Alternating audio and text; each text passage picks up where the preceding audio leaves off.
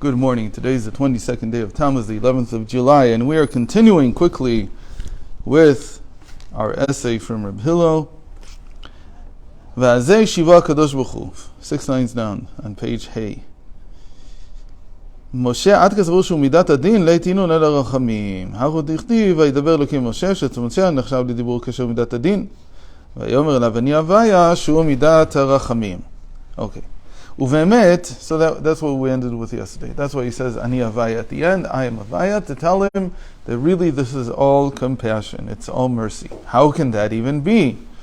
Uvemet kavanat. Story of Rabbi Akiva. Why? On the 10 martyrs. Yeah, why is that Rachamim? It's not Rachamim. That was It's to awaken Rachamim, maybe, but it wasn't Rachamim. It was the opposite. Everything is Rachamim, Hashem. So. What happened? Nobody said that there was Rachamim. It was Midat Adin. There by Rabbi Akiva it says specifically, explicitly, that they sent Rabbi Shimon up, Rabbi Ishmael Kohen Gadol. They sent him up to see what was going on, and he came back and he said, "This is all din, nitpastim, accept the din, and that's it." And so later they explained that they were nitpas for they were caught because of the sins of the 10 tribes. That they had sold Joseph. That was din. Here it's Al Rachmi. What's going on? Really, this medrash was written to explain all the questions we had about this parsha here.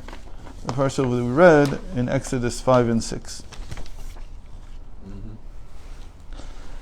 Hainu, kefel lashon hashe'ela, u'shtei tshuvot kanal. The fact that we have the question seemingly appearing twice, and seemingly the God answers it twice, and both of them are irrelevant. Ve'echan matzinu remez b'torah shesha'al Moshe ta'am al hagalut hamuvah b'midrash rabbah anal. He says, what did the medrash start with? It said, Moshe Rabbeinu came to Hashem, and what did he say? I took the book of Bereshis, and I looked at it, and I see no reason for the exile, for the Golus. I see no reason for it. So says Reb Hillel, where in the world did we find that Moshe Rabbeinu questioned Hashem about the exile itself? We haven't found. There's nothing like that in the Chumash. אך כוונת המדרש לפרש שאלת למה הראותה שקודם למה זה שלחתני. So really, what is the Medrash saying? It's saying that when Moshe Rabbeinu asks, why did you send me? Lama hareota, not why did you send me? First of all, he asks, why have you distressed this people so? Why have you caused so much pain to this people? That's this question. Lama hareota, why have you made it so... What's with this fly? It's unbelievable. Why have you made it so terrible for them? What is that? That is the question about the exile itself. And that comes before, why have you sent me? שהיא שאלה על כללות הגלות, למה הראותה שיצטרך לגאולה. So really the way we need to read this is, למה הראותה, למה זה שלחתני is one question. And really what it means to say is, why is there an exile that you would have to send me? That you would have to send me in the first place. והיינו כנ"ל שלא מצא חטא שראויים לעונש זה. And what he's saying to Hashem is, I couldn't find a sin that was so big that because of this they deserved to be put into exile this way, into such suffering. That's why he said, I took the book of Bereshis and I read it and I haven't found any kind of reason that would make sense. Right? And then in the next verse he asks, and since I came to Pharaoh to speak in your name, it's become worse. Why is that? היינו, למה בסוף הגלות שמתעורר הגאולה נעשה הגלות בתוקף יותר בגשמיות וברוחניות. So now listen, every word here is measured.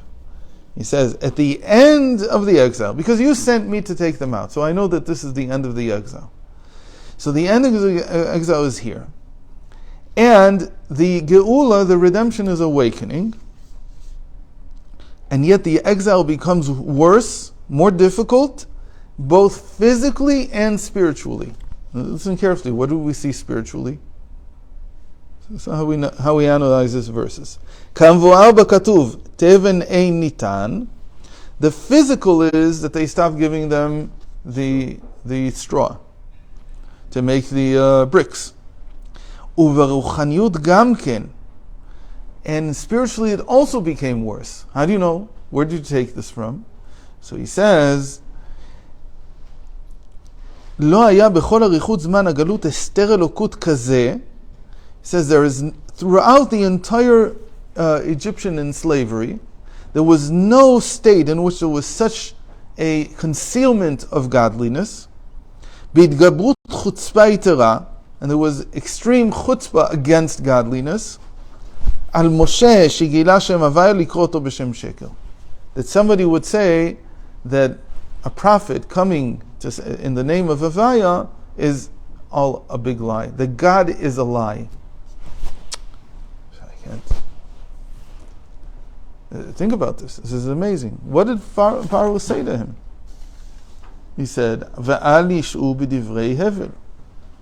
Right? No, I don't know the name of Ayah, so who's Pharaoh? No. That's not all he says. He says, why are they talking about this thing called Havaya? Where did this all come from? So he said this is because they don't have enough work, so they're making up stories. They're lazy. They're lazy. If they would work, if they would be occupied with something, they wouldn't have recourse to talk about this nonsense called Havaya, talking about God. כמו שכתוב, ואל ישעו בדברי שקר.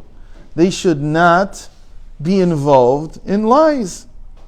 Came these two wizards, Moshe and Aaron, and told them stories, and they all believed them. Right? They believed them. Why did they believe them? Because they have time. They have nothing else to do. I have to kill this thing. This is driving me nuts. 6 of them. You think so? I can't. Do you see more than one around you? 2 at least. Why do they want me? Go to other people. There's other people here. I can't. Mamash.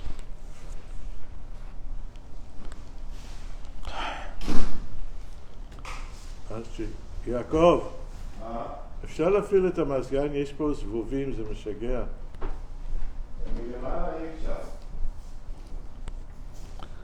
Anyway, let's try to continue.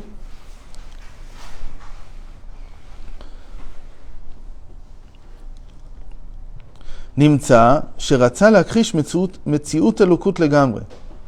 Where did he say this? That's because of flies I can't concentrate and I can't find the verse. I know he says ואל ישעו בדברי שקר. Here it is. תכבד העבודה על אנשים ויעשו ואל ישעו בדברי שקר. So that's what he says. Why do we pay attention to what some guy says? Because the Jewish people would have said we don't believe in. Hold on. We went to what you call it, and said he says this, and she said, okay, so then he's the true prophet. So listen. וכן במה שאמר נרפים אתם, that he said that you are nirpim. Nirpim means you're lazy, right? No, nirpim. You're lax. Literally means you're lax. Okay? Where is this?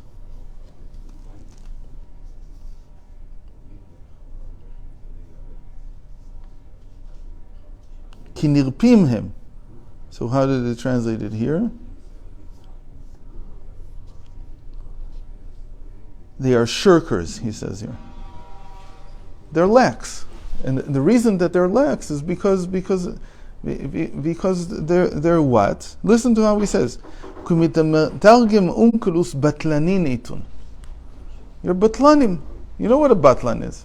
It's a guy who sits in shul all day. And what does he do? He reads in books. He shirks the work. He doesn't do anything. והוא טענת כל האפיקורסים שאומרים כדי לנצל מעול מלכות מעול דרך ארץ, על כן בודים מדעתם עניין מלכות שמיים. He says, this is what we've heard.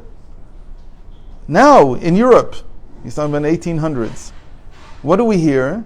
That the reason that the Jews sit in shul and don't do anything is because they invented this religion, especially after Spinoza. This was really after Spinoza. Spinoza, what he did, people don't understand what he did. What he did was he created an understanding of God that didn't require revelation. No revelation needed. It's a completely deistic God, as they call it. Oh, what? Deistic, which means natural. No revelation needed. What is that basically? It's basically what we call that God is everything, but it has nothing to do with revelation. There's no revelation needed. It's just I'll show you logically that what this thing called God always was is just everything. And people invented stuff that everything is telling them A, B, and C. He says, what does everything really tell you? At most it tells you the laws of physics. You can research nature, you can observe nature, and you'll come up with laws of physics. That's all you can get from it. That's what it is. This Spinoza did. This a Jew did. In the 1620s, 30s. What? Everybody did. The entire Western world changed because of Spinoza. There's no question in the world. There's no need for revelation. This whole revelation business is exactly what people think today. What is it? Abraham walked around and heard a voice. He was schizophrenic, and he had a schizophrenic son. He had another schizophrenic grandson. And then 4 generations later, there was another crazy schizophrenic. His name was Moses. And they all had these crazy visions and stuff and whatever and hallucinations. They invented it, and they sold it to people. And why do people in the 19th century believe in this nonsense? Because they are shirkers, because they're lax, because they don't want to work, because they don't want to listen to the government. That's one thing he says here. They don't want to hear what the government says, and so they want to sit in their shuls and their houses of prayer all day long. And what else? They don't want to work. They want to get social services. Now you're from England, you know what that means.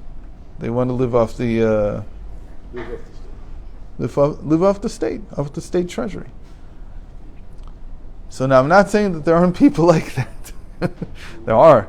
But to say that about revelation that was clear to the entire world until the 17th century, that revelation was something that was real. It's just an argument about what was revealed.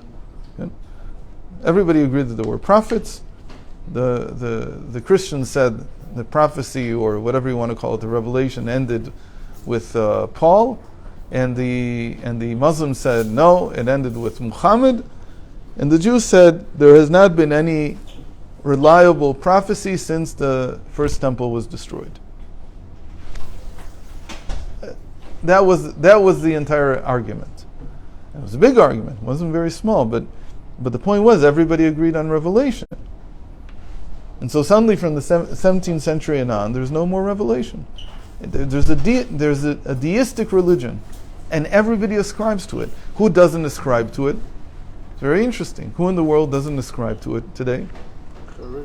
No, the Americans. Half of the Americans. Because it's the biggest Christian country in the world. The Muslims don't ascribe to it at all, from ear to ear, basically, from all of them. But in the Western world, who doesn't subscribe to this? Everybody does. And there's only some crazy wackos in America, in the Bible Belt, who still believe there was a revelation. You have to understand that the whole world changed, and he's living in our world, the modern world. The modern world in philosophy started from Spinoza. That's how you understand it. Because he did away with the need for revelation. He said there is a God, there is morality, there's all these things, but they're all natural. When, what's his name? Jefferson writes, we hold these truths to be inalienable. Self-evident. What is he talking about? Self-evident means what? That you had a revelation? No, it means the opposite. Jefferson was before Spinoza. No, he's way after. What do you know? Spinoza's 1620. Jefferson's 1770s. the world was deistic already. The thinkers in the world were deistic. There was no more talk about revelation. There was like a period of 100, 150, 200 years of a move from revealed religion to natural religion. So it's not that people don't believe in God. Everybody says, oh my God. But they don't believe in the revealed God. You have to understand this. They don't believe in Hashgacha Pratis? No, they may believe that the entire world is working like a clock, like everything's in place, everything's in the right place. But there's also random movements. No, of course they don't believe in Hashgacha. According to them, who built it? No, it doesn't. It may even have some kind of consciousness, but it doesn't reveal anything to man. All it is the workings of nature. It's nature. That's it. Yeah, you have to understand, when somebody in America says, "Oh my God," they don't mean your God. It means his God, and my God is usually the deistic God. There's no revelation. You can't come to someone and say, I'm saying, in America is only the last place in the world. Why don't we come to the British and we say, look, it says here in this book that was revealed, you agree that it was revealed that this land belongs to us. Why can't we say that? Because they don't think it's true. Because they don't believe in revelation anymore. In England, they don't believe in revelation. When they say that the head of the Church of England is, what's his name? Charles, they don't mean that he's the continuation of any kind of revelation. What do they mean? They really mean there's a God, and God in this sense is nature, and nature needs order.